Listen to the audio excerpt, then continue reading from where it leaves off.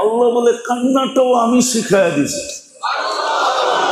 আল্লাম তুকাল বুকা, তোকে কান্না শিখাইছি।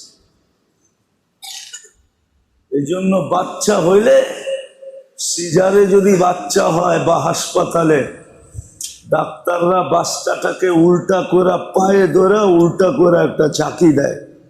চাকি দিলেই বাচ্চা ওয়া করে ওঠে, আর ডাক্তাররা সবাই হাইসা ওঠে, ওকে ওকে ওকে, ঠিক আছে ঠিক আছে। কান্নাটা কে দিছে? কান্না দেয় না, জাদু দিছে, জাদু। আপনি কান্না দেখতেছেন, আল্লাহ তো বলে এটা কান্না না, এটা হলো জাদুর কাঠি। ফালাম্মা বাকাইতা সা ইলাইকা জামিয়া, কান্না সুর তুলতে দেরি, সবাই ওর দিকে দৌড়াইতে দেরি করে নাই। এটা হলো আকর্ষণের জিনিস, জাদু। হেমেলিনের বাঁশি সব দৌড়াইতেছে। এই জন্য আল্লাহর রসুল ফাতেমা রাদিয়াল্লাহু তাআলা আনহাকে বলছিলেন, ফাতেমা হাসান হোসেনকে কাঁদায়ও না, এদের কান্নার আওয়াজ শুনলে আমি আর সইতে পারি না। এটাই সত্য, কান্না না এটা।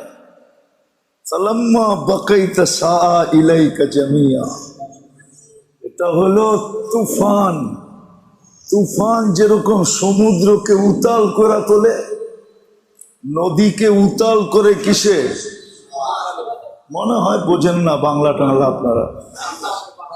বাতাসে, তুফানে নদীকে কি করে? সমুদ্রকে উতাল করে। ঠিক বাচ্চার কান্না মা বাবার ভালোবাসাকে উতাল করে। আল্লাহ ভালোবাসার জাল বুনা দিছে।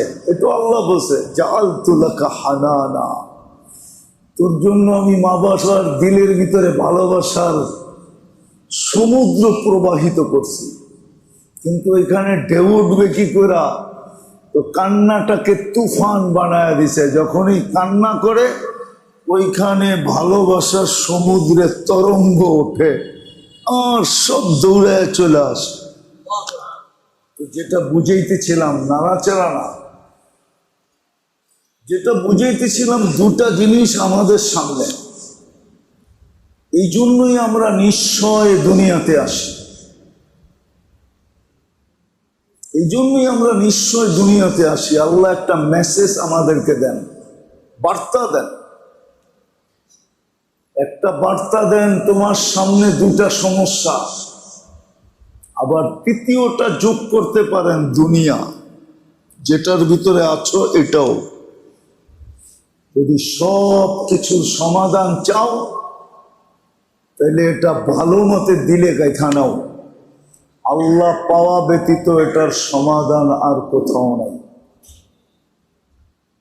আল্লাহ পাওয়া ব্যতীত, আল্লাহ পাইতে হবে, আল্লাহর সাথে সম্পর্ক হতে হবে। যখন আল্লাহ পাবে, আল্লাহর সাথে সম্পর্ক হবে, তখন সব সমস্যার সমাধান হয়ে যাবে, সমগ্র শূন্যতা দূর হয়ে যাবে, সমস্ত পাওনা একবারে পাওয়া যাবে। হাদিসে ইঙ্গিত আছে, ইশারা আছে এইদিকে, ওয়াজাত্তানি ওয়াজাত্তা কুল্লা শাই। হ্যাঁ, আমাকে পাইলে সব তোমার হাতে উঠায় দিব।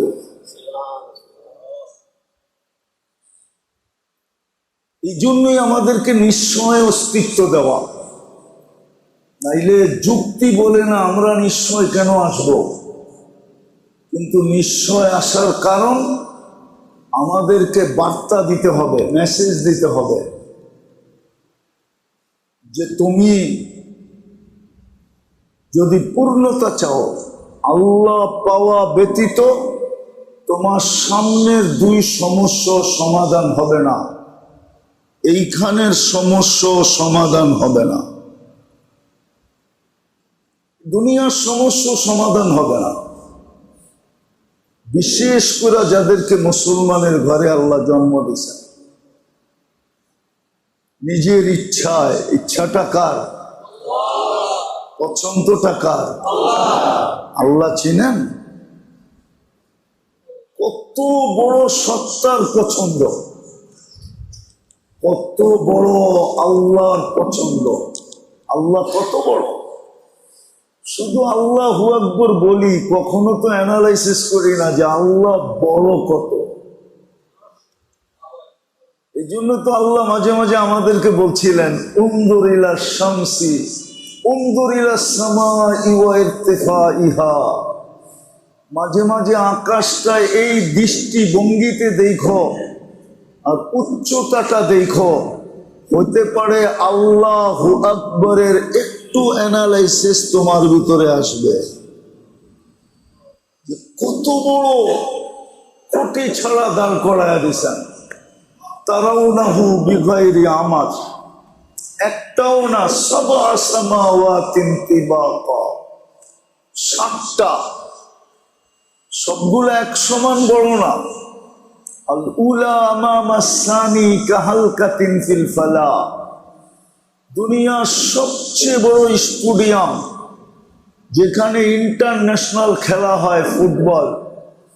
বলটাকে মিডলে রাখলে মাঠের তুলনায় বলটা যেরকম ছোট, প্রথম আকাশটা দ্বিতীয়টার সামনে এরকম ছোট। এটার নাম হলো আল্লাহু আকবার। অ্যানালাইসিসও তো করি না, রাগ হয় না। আজকে এই দুরবস্থা কেন মুসলমানদের? যেই জাতি বৈশা বৈশা খাবে, ওই জাতি আজকে কেন মাথার গাম পায়ে ফেলে? এই জাতির সাথে তো আল্লাহর অঙ্গীকার ছিল, রিজকুন কারীম, ফালাহুম রিজকুন। আপনাদের ইমাম সাহেব হাফেজও, জিজ্ঞাসা করেন কোরআনে আছে না নাই? ফালাহুম রিজকুন কারীম। এই জাতির সাথে তো বসায়া খাওয়ানোর অঙ্গীকার ছিল। জাতি বসা খাবে, কেননা এই উম্মতের দিক দিয়ে দেখলেও হিরু। কি হিরু না? কোথায় পাইছেন? কুনতুম খায়রা উম্মাহ, কোরআন বলে উম্মতের ভিতরে এই উম্মত হলো কি? হিরু। এই উম্মতের সামনে সমস্ত উম্মত কি? জিরু। এই উম্মত তো হিরু উম্মত। উম্মতের দিক দিয়ে দেখেন হিরু, নবীর দিক দিয়ে দেখেন কি? কি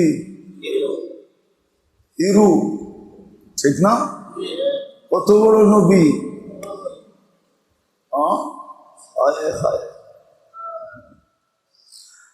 হায় হায় হায়, বুঝলাম না। জিনার স্থান আল্লাহর পাশে, কাবা কাউসাইনি আও আদনা সুম্মা দানা ফাতাদাল্লা ফাআওহা ইলা আবদিহি মা আওহা। যার স্থান আরশের উপরে, আল্লাহর পাশে। যখন কোনো সৃষ্টি ছিল না, শুধু আল্লাহ ছিলেন, তখন ওনার অস্তিত্ব ছিল আল্লাহর সামনে। কোরআন দিতেছি আমি, কোরআন দিয়ে দিতেছি।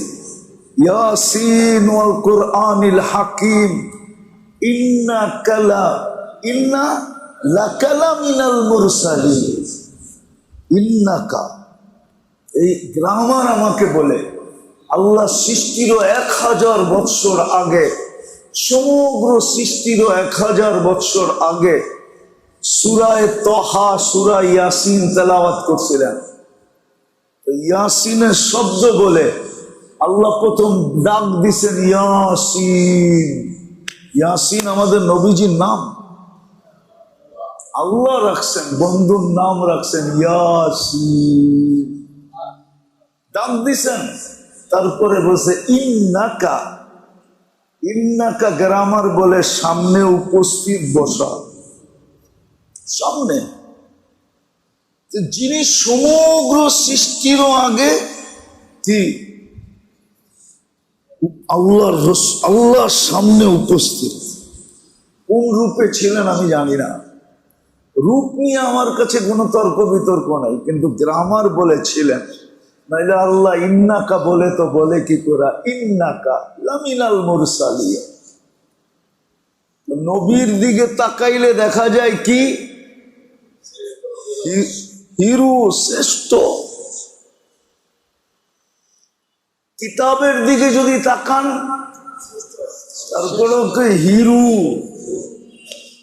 সবাইকে কিতাব দিছে আর আপনাকে কালাম উঠায়া দিয়া দিছে।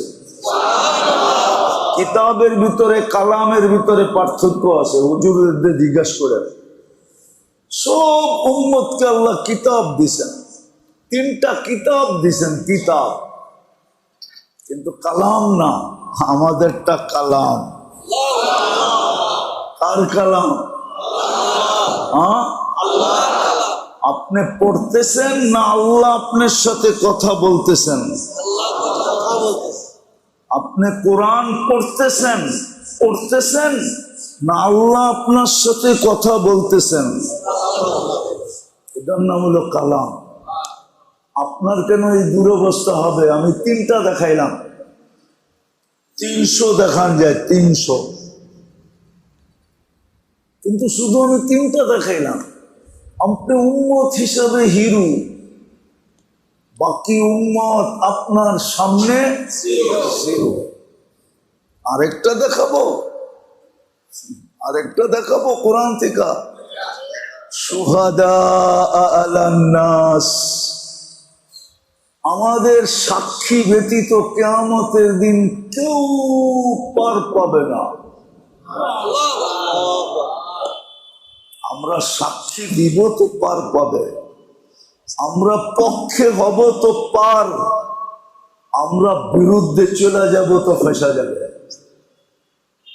বুখারী শরীফে আছে, একটা দিয়া বুঝাইছে, নূহ আলাইহিস সালামের উম্মত দিয়া বুখারীতে লেখা আছে।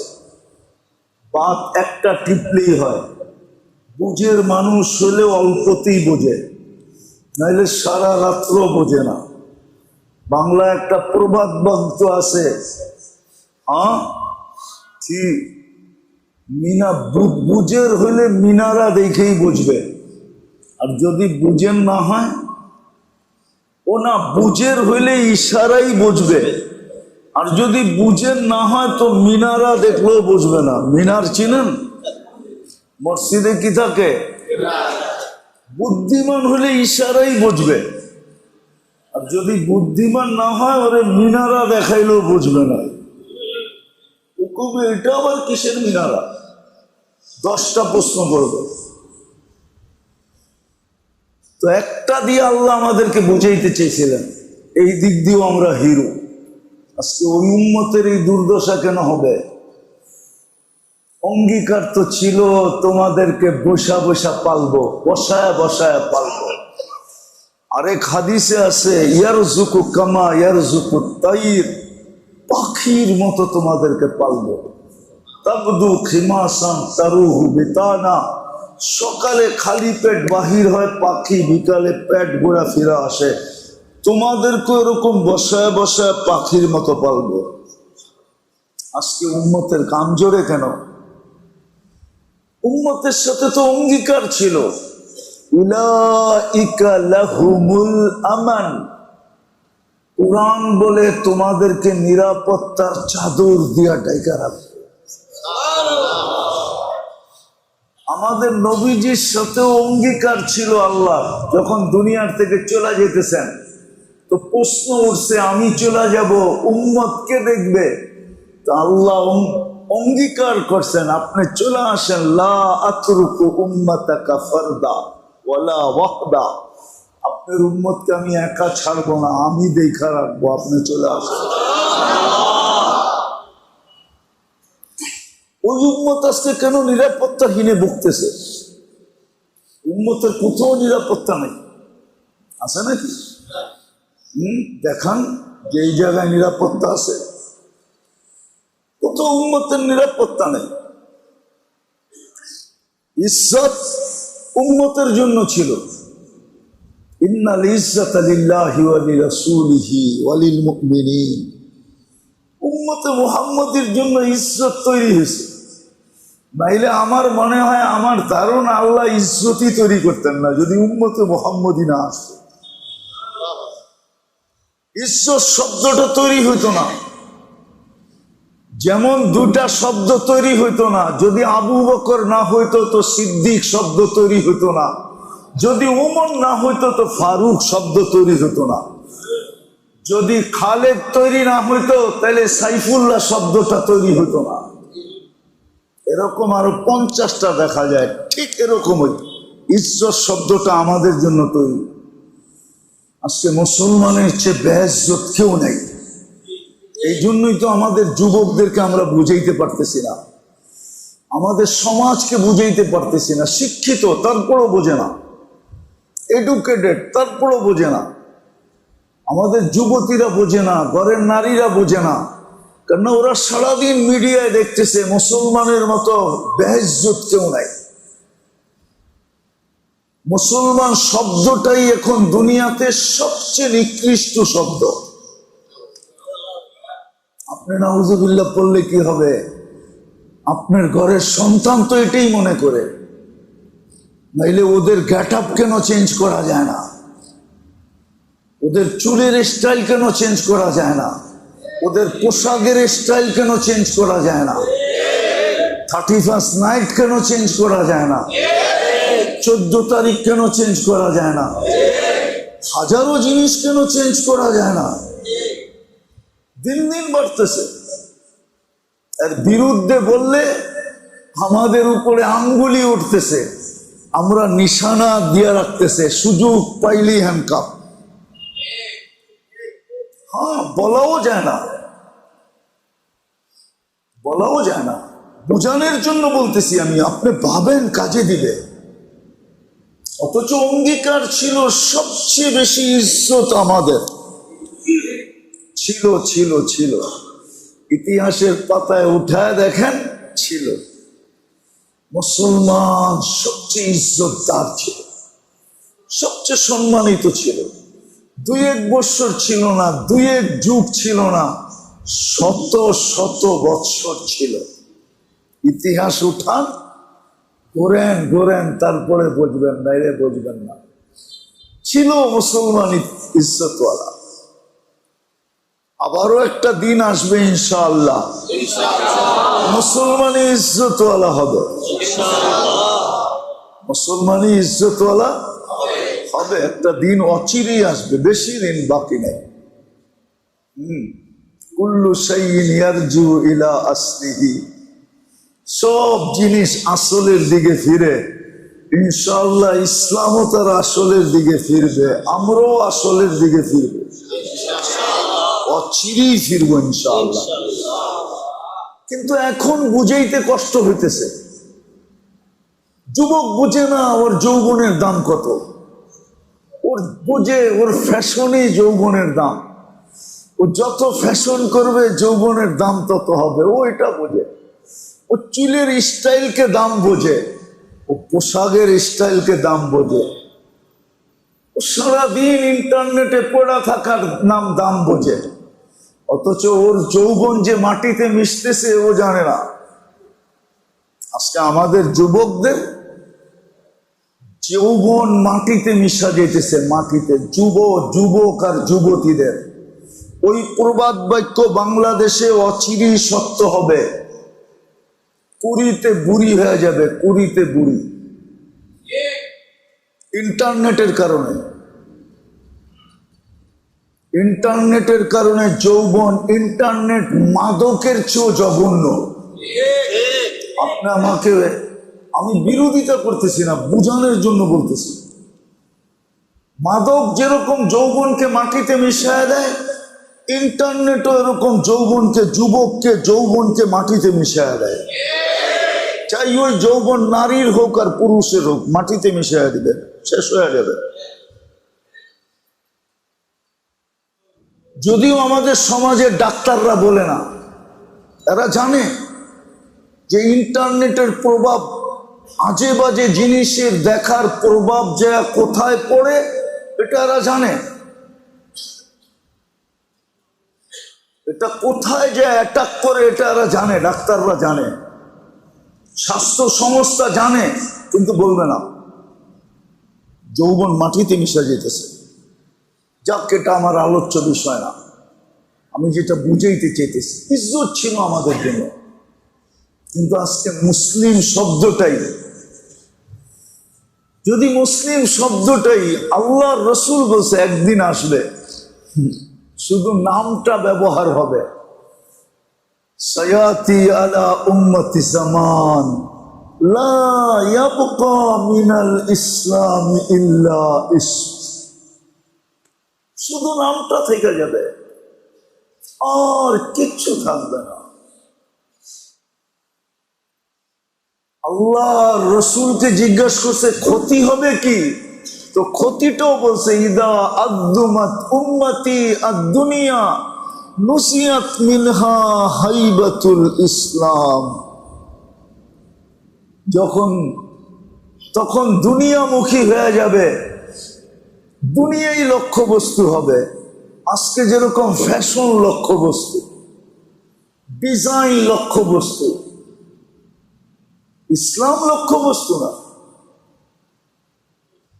যেটাকে বলে পশ্চিমা কালচার এখন লক্ষ্যবস্তু। ও মেরে দোস্ত, আমার কথা তো মানবেন না, যদি আমি চোখে দেখা বলতেছি, কোনো মিডিয়ায় পড়া না। আল্লাহ আমাকে দুনিয়া ঘুরাইছেন, এখনো ঘুরাইতেছেন। আমি দুনিয়া বড় গভীর থেকে দেখছি, কেননা আমার উন্নত দুনিয়ার খালি নিউজিল্যান্ডে যাই না আমি। বাকি ইউরোপের কোনো দেশ নাই যেখানে আমি না গেছি। আপনাদের উন্নত দুনিয়া, কানাডা, অস্ট্রেলিয়া, আমেরিকা, সব আমার চষা শেষ। এই জন্য আমি গভীর থেকে বলতেছি, গভীর থেকে। নাইলে এই ব্যথার কথা আমি বলতাম না, ভিতরে ব্যথা। সুযোগ পাইলে আপনাদেরকে কিছু বলি, নাইলে বলতাম না, কোনো প্রয়োজনই ছিল না আমার। তো যেটা বুঝাইতেছিলাম, আল্লাহ রসুল বলছে নাম থেকে যাবে।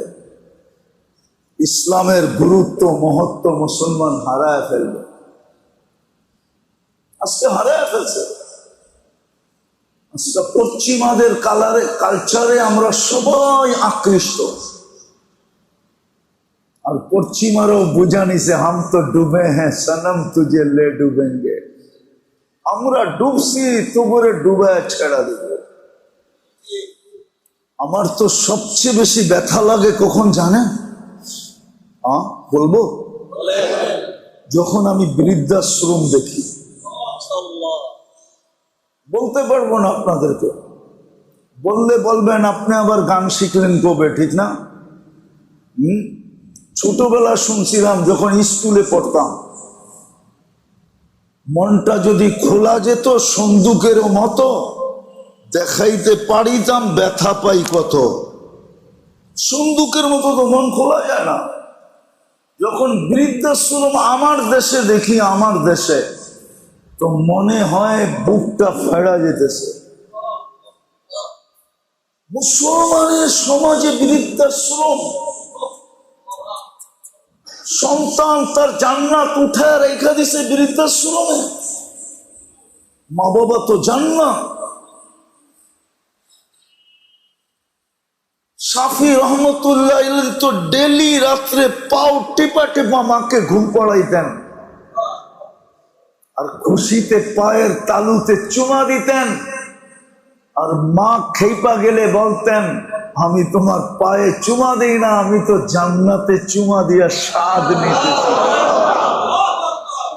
ও মুসলিম সমাজ, মুসলিম সমাজে বৃদ্ধাশ্রম,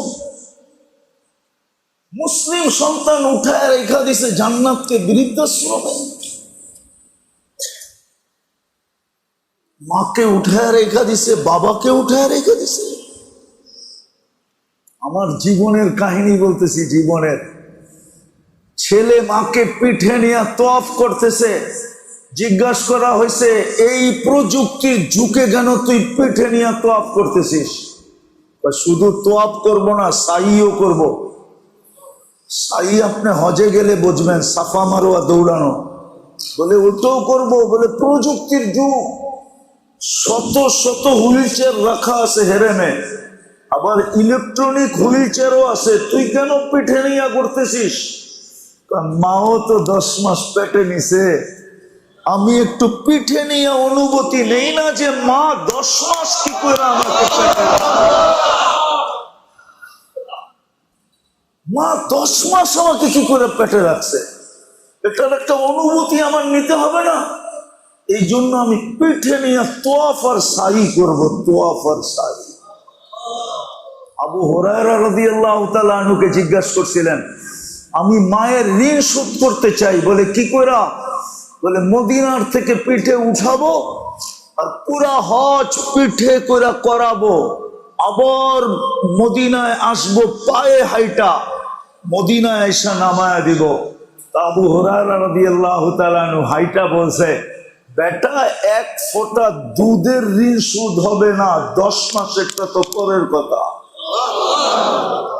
কোরআন তো বলে ওয়াহনুন আলা ওয়াহনিন, মা সন্তান যখন পেটে রাখে তো কষ্টের স্তূপ দিতে থাকে, স্তূপ। ওয়াহনুন আলা ওয়াহনিন, জিগান কোরআনে আছে না নাই? ওয়াহনুন আলা, রুটির উপরে রুটি, রুটির উপরে রুটি, কষ্টের উপরে কষ্ট, কষ্টের উপরে কষ্ট। 10 মাস জমা করতে করতে হিমালয়ের চেয়ে বড় হয়ে যায়। ইমাম গাজালি লেখছেন রহমতুল্লাহি আলাইহি, লাউ উলকিয়া আলাল জিবাল লানশাক্কাল জিবাল। ছাত্রদেরকে বলছিলেন, বেটা দুনিয়ার কোন কঠিন পাথরের পাহাড়কে নির্বাচিত কর, আর তোর মার 10 মাস কষ্টকে যদি যান্ত্রিক রূপ দেওয়া যায় আর ওই পাহাড়ে নিক্ষেপ করা হয়, লানশাক্কাল জিবাল, পাহাড় টুকরা টুকরা টুকরা টুকরা হয়ে মাটিতে মিশা যাবে। তোর মা ওই কষ্ট করছে 10 মাস পেটে রেখা, ওই মাকে রেখা আসে বৃদ্ধাশ্রমে।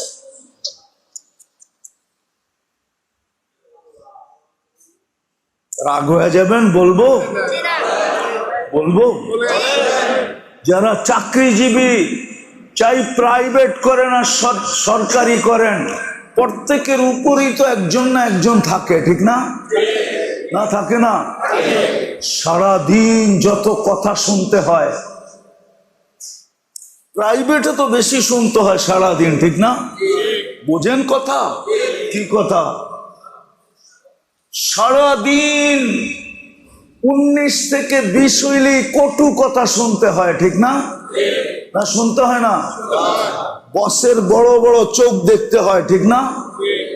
বাবা সারা বৎসর সারা জীবন এটা বরদাস্ত করছে, সয়া নিছে। তার মানুষ, তার ভিতরে যে একটা আমিত্ব ছিল বা পার্সোনালিটি ছিল, ওটাকে মাটির সাথে মিশিয়ে দিছে। সে শুধু সন্তানের চেহারার দিকে দেখা, যে আমি জবাব দিলেই চাকরিটা থাকবে না, আমার সন্তান বড় হবে কি করে। ওই বাপ, উর্দুতে বলে দিলি বেইজ্জত হইয়া যেই বাপ কর্মস্থল থেকে বাড়িতে ফিরে, এমন কোন বাপ নাই। চাকরিজীবী হোক, পার্সোনাল চাকরি, রিক্সা, ভ্যান, অটো যারা চালায়, ওরা ডেলি বেইজ্জত হয়ে বাড়িতে ফিরে, ঠিক না? হ্যাঁ, যেই বাপ ডেলি তোর জন্য বেইজ্জত হয়ে বাড়িতে ফিরতো, একদিনের নিজের ভিতরের আমিত্ব কোনোদিন ফুটে উঠতো না, ব্যক্তিত্বের বিকাশ ঘটতো না। যেমন আল্লাহ রসুল ওমর রাদিয়াল্লাহু তাআলা আনহু জান্নাত দেখছেন, বাহির থেকে দেখতেছিলেন। জিবরিল জিজ্ঞাসা করে, এটা কি দেখেন? এত সুন্দর প্লেস কার, এত সুন্দর। তো জিবরিল আলাইহিস সালাম একটু ঘুরে জবাব দিছে, বসে লিসাব কোরাইশি, এটা এক কোরাইশি যুবকের। তো বলছে আনা সব কোরাইশি, আমিও তো কোরাইশি যুবক, মনে হয় আমারই। তো ছুটে গেছেন, দরজা দিয়ে ঢুকবেন, পাও দিবেন, ওইখানে জিবরিল আলাইহিস সালাম বলছে লি ওমর, আপনার না ওমরের। আত্মমর্যাদার কথা মনে উঠছে, উমর বড় আত্মমর্যাদাশীল, উনি না দেখার আগে আমি দেখি কি করা। একদিন তো দেখবোই, জান্নাতে যখন আসবো তো আমাকে তো একদিন না একদিন দাওয়াত খাওয়াবে, ঠিক না? কি খাওয়াবে না? হইতে পারে ওমর রাদিয়াল্লাহু তাআলা আনহু জান্নাতে রাসূলুল্লাহ সাল্লাল্লাহু আলাইহি ওয়াসাল্লামকে দাওয়াত খাবে না, খাওয়াবে না, এটা হইতে পারে? হ্যাঁ। তো পাও বাহির করে নিয়ে আসা দুনিয়ায় বলছেন, দেখছিলাম জান্নাতটা, মনটা বড় আকৃষ্ট হয়েছিল, ঢুকতেও চাইছিলাম, কিন্তু তোমার আত্মমর্যাদার কথা মনে উঠছে, তো চোখ দিয়ে পানি বাইতে শুরু করছে। আর বলছে আপনার উপরও আত্মমর্যাদা দেখাইতে পারি, আপনার কারণেই তো জান্নাতটা পাইলাম, আপনার উপরে আত্মমর্যাদা দেখাই কি করা? একটু বেডরুমটা দেখা আসতেন, আল্লাহ কেমন বানাইছে। তো সমস্ত মা বাবা 24 ঘন্টা 30 দিন 365 দিন নিজের আত্মমর্যাদাকে মানুষের সাথে বিলীন করে সন্তানকে মানুষ বানাইছে। ওই সন্তান বাবাকে বৃদ্ধাশ্রম, পুরো ব্যথা লাগে। আমি তো আগে দেখতাম 2008 আর আগে বাংলাদেশে বৃদ্ধাশ্রম হয় নাই, হইলেও 2000-এর দশকে হয়েছে। 2008-এও বাংলাদেশে কোনো বৃদ্ধাশ্রম ছিল না। আমি তো আগে বিদেশে দেখতাম বৃদ্ধাশ্রম, দেখতাম আর চোখের পানি ঝরাইতাম আর বলতাম আলহামদুলিল্লাহ, এখনো তো মুসলমান সন্তান, নামাজ না পড়লে কি হবে, রোজা না রাখলে কি হবে, হজ না করলে কি হবে, ইসলাম পুরা না মানলে কি হবে, এখনো তো মা বাবাকে পালে, এটা ভাবতাম। এখনো তো নিজের জান্নাতকে বুকের থেকে পৃথক করতে চায় না, ঘরের থেকে দূরে সরাইতে চায় না। কিন্তু যেদিন দেখলাম বৃদ্ধাশ্রম, আমার আশা আকাঙ্ক্ষা সব ভেঙে গেল আর দিল টুকরা টুকরা হয়ে গেল। এখন যখন দেখি, এমনকি গ্রামগঞ্জ বৃদ্ধাশ্রম আছে, গাজীপুরের দিকে যখন দেখি বৃদ্ধাশ্রম, পাগলের মতো ভিতরে ফাইটা যায় সব মুসলমান। যাক, আমি কথা শেষ দিকে নিয়ে আসি।